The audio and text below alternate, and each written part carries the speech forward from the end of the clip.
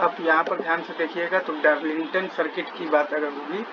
तो IE1 हम जानते हैं कि बीटा 1 और प्लस 1 टाइम्स आ जाएगा IB1 और IE2 आ जाएगा बीटा प्लस मतलब कि बीटा 2 और प्लस 1 टाइम्स IB2 और IE1 बराबर है आपके पास IB2 के, तो IE2 आपके पास आ जाएगा beta 1 plus 1 into beta 2 plus 1 into IB1 और IE2 आपके पास आ जाएगा मतलब कि बीटा 1 बीटा 2 प्लस बीटा 1 और प्लस बीटा 2 और प्लस 1 इंटू IB1। तो IE2 आप लिख सकते हैं बीटा 1 इंटू बीटा 2 और प्लस 1 इंटू IB1, क्योंकि बीटा 1 बीटा 2 बहुत ही ज़्यादा बड़ा होता है बीटा 1 और प्लस और बीटा 1 2 से, तो IE2 को आप लिख सकते हैं बीटा D और प्लस 1 इंटू IB1 और बीटा D होता है आपके पास बीटा, तो ये आप इसको कह सकते हैं तो डार्लिंगटन जो कि बराबर होता है बीटा 1 इंटू बीटा 2 के, और VBE मतलब कि इक्विवेलेंट मतलब कि आ जाएगा VBE1 और प्लस आ जाएगा VBE2 के, और बीटा D है बीटा 1 इंटू बीटा 2, I है आपके पास बीटा 1 बीटा 2 और प्लस 1 इंटू IB, और IC2 is approximately equal to है आपके पास बीटा 2 इंटू IC1। अच्छा, अब एक चीज़ और आपके पास ये भी है कि IE हम लोग कहते हैं IE2 को, और IB आपका होता है IB1 और IE बराबर है beta D plus 1 times IB। ये तो आपका बेसिकली अप्रोक्सीमेशन के साथ हो गया ना कि आपका बीटा 1 इंटू बीटा 2 को हम लोग बहुत ही ज़्यादा बड़ा मान लेंगे बीटा 1 और प्लस बीटा 2 से। अगर आप नहीं मानेंगे, अगर आप चाहें तो एग्जैक्ट वैल्यू भी आप निकाल सकते हैं, तो IE2 बराबर आ जाएगा आपके पास beta 1 into beta 2 plus beta 1 और प्लस बीटा 2 और प्लस 1 इंटू IB1। तो IE बराबर आपके पास आ जाएगा बीटा 1 बीटा 2 प्लस बीटा 1 और प्लस बीटा 2 और प्लस 1 इंटू IB, और बीटा D तो आपके पास क्या आ गया है बीटा 1 बीटा 2 प्लस बीटा 1 और प्लस बीटा 2, तो बीटा D आ गया है बीटा 1 बीटा 2 प्लस बीटा 1 और प्लस बीटा 2,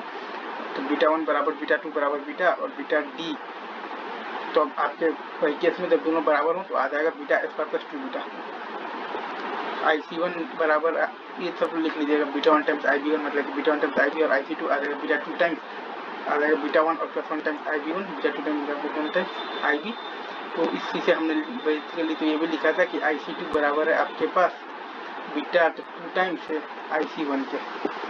यही से मैंने आपके लिए ये भी लिखा था कि IC2 आप देखिएगा तो अप्रोक्सीमेटली आपका बराबर है बीटा 2 टाइम्स IC1 के, ठीक है। अब DC एनालिसिस की बात अगर हम लोग करेंगे तो BCC माइनस आ जाएगा तो VBE1 माइनस VBE2 माइनस आ जाएगा I2 RB माइनस आ जाएगा IE2 RE,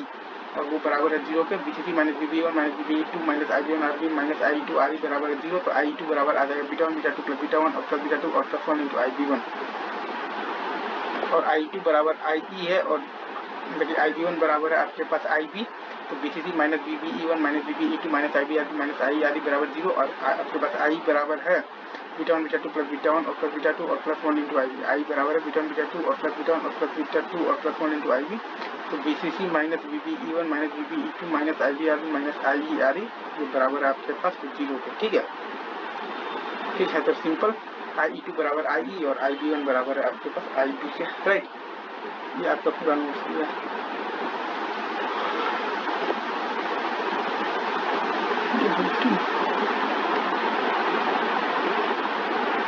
आगे बढ़ते हैं, ठीक है।